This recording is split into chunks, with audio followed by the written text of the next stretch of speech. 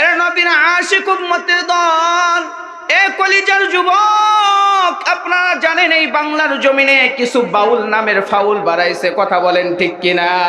এই বাউল নামের ফাউল, ওই বাউলেরা তোমার পেটের মধ্যে খাবার ঢোকে না তোমার গান না কয়া, কিন্তু এই বাউল এতদিন আমরা কোন উলামাই কেরাম তোমাদের নামে বিরোধিতা করি নাই, কিন্তু স্পষ্ট ভাষায় আজকে ফরিদপুরের মাহফিল থেকে বলতে চাই, ওই আবুল সরকার, আমাকে তুমি গালি দিবা মেনে নিতে পারি, আমার মাকে গালি দিবা মেনে নিতে পারি, আমার বাবাকে গালি দিবা মেনে নিতে পারি, কিন্তু আমার আল্লাহর শানে তুমি কটূক্তি করেছ, এমন তুমি আওয়াজ দিয়ে এমন জবান দিয়ে কথা বলছ যেটা জবানে উচ্চারণ করাও যায় না, কথা বলেন ঠিক কিনা?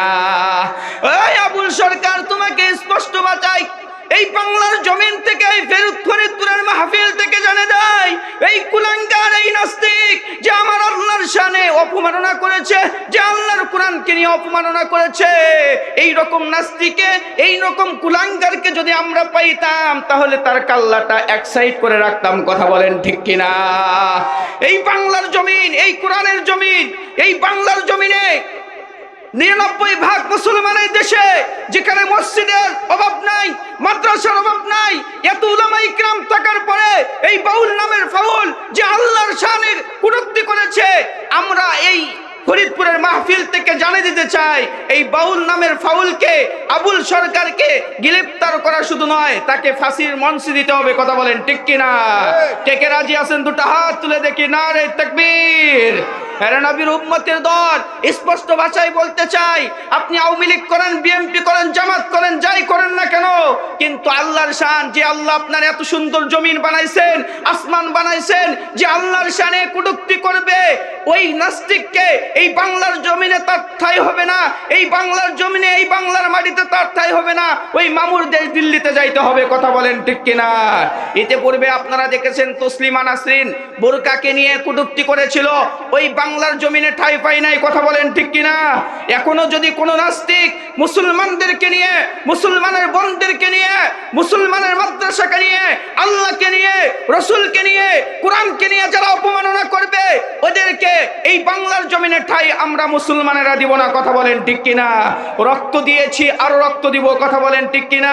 2024 সালে বাংলার জমিন থেকে আমার ভাই আবু সাইদ রক্ত দিয়েছেন, হাজার হাজার প্রাণ গিয়েছে, এই বাংলার জমিন যেন কোরআনের হয়, এই বাংলার জমিনের মুসলমান যেন নিরাপত্তা থাকে, কথা বলেন ঠিক কিনা? প্রিয় ভাই আমার, আফসোস লাগে, কিন্তু এই মাঝে মাঝে কিছু কুলাঙ্গার বাড়াইছে যারা আল্লাহকে নিয়ে কটূক্তি করে। প্রিয় ভাই, আমাদেরকে সতর্ক থাকতে হবে, আমাদেরকে সতর্ক থাকতে হবে। আল্লাহ সবাইকে ইমানের হালতে ইসলাম কায়েম করার জন্য থাকার তৌফিক দান করুন, সকলে বলি আল্লাহুম্মা আমিন।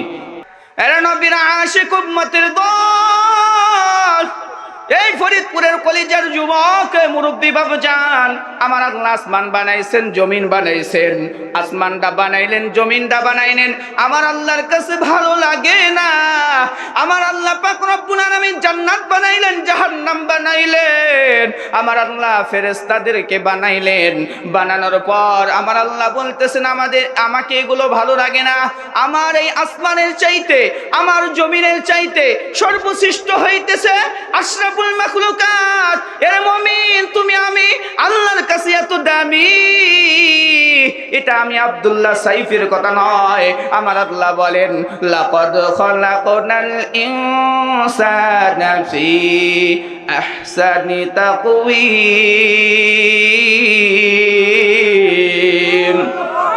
আরো জোরে একটু বলেন আল্লাহু আকবার। এর 3.5 ফুট দেহের মানুষ, এই ফরিদপুরের বাপজান, তোমার আমার কত দাম আল্লাহ তাআলার কাছে গো। আমার আল্লাহ বলতেছেন যে জমিনের মানুষ, তুমি সমস্ত মাখলুকাতের থেকে শ্রেষ্ঠ, চিল্লিয়া বলেন না সুবহানাল্লাহ। আর একটা আওয়াজ দিয়ে বলেন না আল্লাহু আকবার। এর নবীর আশিক উম্মতের দল, আরো একটা সুবর্ণ সুযোগ শুনেন, যে আল্লাহ পাক রব্বুল আলামিন আপনাকে আমাকে মানুষ বানার পর এমন এক নবীর উম্মত বানাইছেন, যেই নবীর মর্যাদা আল্লাহ তাআলার কাছে অনেক বেশি, চিল্লিয়া বলেন না সুবহানাল্লাহ। এর নবীর আশিক উম্মতের দল, এই ফরিদপুরের যুবক, কলিজার যুবক, আয় পায়ে ধরে বলতেছে আজকে কোরআনের মজলিস আছে, কালকে থাকবে না। কথা বলেন ঠিক কিনা? আর একটা আওয়াজ দিয়া বলেন ঠিক কিনা? এ কলিজার যুবক, তোমার মতো কত যুবক আজকে অ্যাক্সিডেন্ট হয়ে মারা যাইতেছে। এ যুবক, একটাবার লক্ষ্য করে দেখছো না? তোমার বন্ধু তো মাঝে মাঝে দেখা যায় ঘুমের ঘরে গিয়েছে, সকালবেলা বন্ধুর নামে মসজিদের মধ্যে এলান হয়। কথা বলেন ঠিক কিনা? এই কলিজার যুবক, তোমারে বলতেছি রে যুবক, তুমি শয়তানের ধোঁকায় পড়িয়া বাবার কাছ থেকে টাকা নিয়েছো, মার কাছ থেকে টাকা নিয়েছো, মাহফিলে যাইবা, উলামায়ে কেরামের কথা শুনবা, আলেমদের কথা শুনবা, এই কথা কইয়া তুমি বাড়ি থেকে টাকা নিয়ে আসলা। আজকে তুমি কেন যেন ঘোরাফেরা করতেছো, আড্ডা দিচ্ছ, গপ্প করতেছো। এ কলিজার যুবক, হায়াত যদি ফুরিয়া যায়, দুনিয়ার কেউ তোমারে আর বাঁচাইতে পারবে না। তোমার বাবাও তোমারে বাঁচাইতে পারবে না, তোমার মাও তোমারে বাঁচাইতে পারবে না। হায়াত নামক আলোটা যদি বন্ধ হয়ে যায়, বাতিটা যদি বন্ধ হয়ে যায়, দুনিয়ার সমস্ত মানুষগুলো তোমার পর হবে। কথা বলেন ঠিক কিনা? এ কলিজার যুবক, একটাবার চিন্তা করেন, তোমার আমার চোখ যদি বন্ধ হয়ে যায়, ডানে কি রে, বামে কি আছে, সামনে কি আছে, পিছনে কি আছে, সামনে কে বসে আছে কিছুই বলতে পারবা না। যেই সন্তানের জন্য তোমার যৌবনকাল শেষ করছো, যেই স্ত্রীর জন্য তুমি এত টাকা পয়সা উপার্জন করলা, কিন্তু রে বাপজান, চোখ দুটা যদি বন্ধ হয়ে যায়, এই মানুষগুলো উপর হয়ে যায়। কথা বলেন ঠিক কিনা? 40 বছর বয়সে তুমি দুনিয়া থেকে বিদায় নিলা, তোমার পানের স্ত্রীটা, যেই স্ত্রীর জন্য তুমি তোমার বাবা মাকেও ত্যাগ করলা, যেই স্ত্রীর জন্য তুমি এত পরিমাণ কানাকানি করলা, এ বাপজান, যদি তোমার চোখ বন্ধ হয়ে যায়, ওই স্ত্রীটা দেখবেন তার ইদ্যত পালন করার পর অন্য ছেলের সাথে তার বিবাহ হয়। কথা বলেন ঠিক কিনা? এই মায়ার দুনিয়ার মধ্যে কেউ আফত নয়, সবাই তোমার পিছনে ঘুরবে শুধুমাত্র স্বার্থ নিয়ে। বন্ধু ঘুরবে তোমার পিছনে স্বার্থ নিয়ে, তোমার ভাই ঘুরবে তোমার পিছনে স্বার্থের জন্য। এরকমই যুবক, যদি তুমি জমিনের মধ্যে তাকাইছো, বন্ধু তোমার পিছনে ঘুরতেছে স্বার্থ নিয়ে। বাবা মা ছাড়া দুনিয়ার অনেক মানুষ আছে যারা স্বার্থ ছাড়া কেউ কারো পিছনে ঘোরে না। কথা বলেন ঠিক কিনা? আরো একটা আওয়াজ দিয়া বলেন ঠিক কিনা? আরে বাপজান, এই জন্য বলছি রে কলিজার যুবক, চোখ যদি বন্ধ হয়ে যায়, জমিনের সবাই তোমার পর, সবাই তোমার পর হয়ে যাইবে। তোমার জন্য মসজিদের মধ্যে মানুষে আলান করবে, মসজিদের মধ্যে বলবে আব্দুল ওয়াহাব নামের এক ছেলে দুনিয়া থেকে বিদায় নিয়েছে। মসজিদের মুয়াজ্জিন সাহেব আলান করবে, তোমার আত্মীয় স্বজন গুলো বাঁশ কাটার জন্য বাঁশ বাগানে যাইবে, ওই দে ফরিদপুর বাজারের মধ্যে যাইবে, বনিতি বাজারের মধ্যে যাইবে তোমার কাপড় ক্রয় করার জন্য। যুবক, তুমি একটাবার লক্ষ্য করছো না যে এই কাপড় তুমি হাজার হাজার টাকার কাপড় পরেছো, কিন্তু মরার সময় লক্ষ্য করে দেখ রে যুবক, তোমার যে 3টা কাপড় দিবে, এই কাপড় 3টাও কিন্তু দামি কাপড় নয়। কথা বলেন ঠিক কিনা? এর কলিজার যুবক, কলিজার যুবক, তোর পায়ে ধরে বলি রে যুবক, এই জমিনের মধ্যে আছো আল্লাহর বিধান পালন করার জন্য, কিন্তু তুমি শয়তানের ধোঁকায় পড়িয়া, শয়তানের ওয়াসওয়াসায় পড়িয়া তুমি তামাশা করে জমিন থেকে যদি সময়টারে শেষ করে দাও, আমার আল্লাহ তো তোমার একদিন জিজ্ঞাসা করবে, এরে বান্দা, তোমারে 20 বছর সময় দিয়েছিলাম, 40 বছর হায়াত দিয়েছিলাম, এই হায়াতের জিন্দেগিটা তুমি কি কাজ করলা, কোন কাজ করে তুমি ব্যয় করেছো? এ কলিজার যুবক, ওই দিন তো পালানোর কোনো জায়গা থাকবে না। কথা বলেন ঠিক কিনা?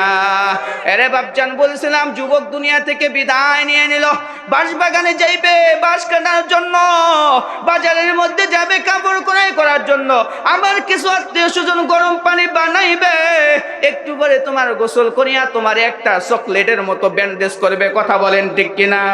বান্ধিবে ব্যান্ডেজের মতো, বান্ধার পর তোমার জানাজার সালাত আদায় করবে, জানাজার সালাত আদায় কর তোমার কবরের মধ্যে রাখবে। ফেরে জমির উম্মতের চোখ দুটা একটু বন্ধ করে দেখেন, তুমি তুমি যখন মরে গেলা, তোমারে যখন কবরের মধ্যে রাখবে, এই কবরের মধ্যে তোমার কেউ আসবে না। ওই কবরের মধ্যে যদি কেউ আসবে না রে বাপজান, ওই কবরের মধ্যে তোমাকে একা একাই যাইতে হবে। কথা বলেন ঠিক কিনা?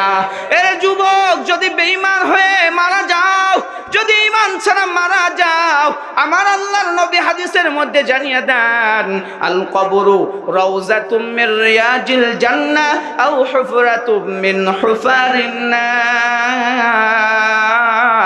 আল্লাহু আকবার। আরেকটা আওয়াজ দিয়ে বলেন আল্লাহু আকবার। এরে নবীর আশিক উম্মতের দল, বেঈমান হয়ে যদি যুবক দুনিয়া থেকে বিদায় নাও, জমিন থেকে বিদায় নিলা, তুমি বেঈমান হয়া, তোমার কবরটা হবে জাহান্নামে পরিণত। কবরটা যখন জাহান্নামে পরিণত হবে রে যুবক, দুই পাঁজরের মাটি যখন চাপ দিবে গো, এক পাঁজর থেকে আরেক পাঁজরের হাড়গুলো ছড়িয়ে যাইবে। ওই কবরের মধ্যে তোমার আমারে আল্লাহ প্রশ্ন করবেন তিনটা। এক নম্বর প্রশ্ন হইতেছে রবের পরিচয় দাও, দুই নম্বর প্রশ্ন ধর্মের পরিচয় দাও, তিন নম্বর প্রশ্ন রহমাতাল লিল আলামিনের পরিচয় দাও।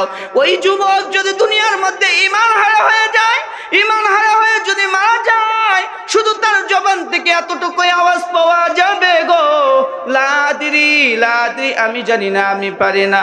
এরে কলিজার যুবক, তুমি বেঈমান হয়ে যদি মারা যাও, ওই কবরের মধ্যে একটা নয়, দুটা নয়, তিনটা নয়, হাদিসের কিতাবের মধ্যে আছে, ওই কবরের মধ্যে 99টা সাপ আল্লাহ তাআলা দিয়ে দিবেন। আরে নবীর আশিক উম্মতের দল, শুধু তাই নয়, তাই নয়, কিতাবের মধ্যে আছে ওই কবর, বেঈমানের কবরের মধ্যে বিচ্ছু দেওয়া হবে। যেই বিচ্ছুগুলো জমিনের মধ্যে দেখছো, সামান্য একটা বিচ্ছু দেখলে তোমারে ভয় লাগে, মাইয়া মানুষ তো আরো সামান্য একটা চেলছাড়া দেখলেও ভয় করে। কথা বলেন ঠিক কিনা? আর একটা আওয়াজ দিয়ে বলেন ঠিক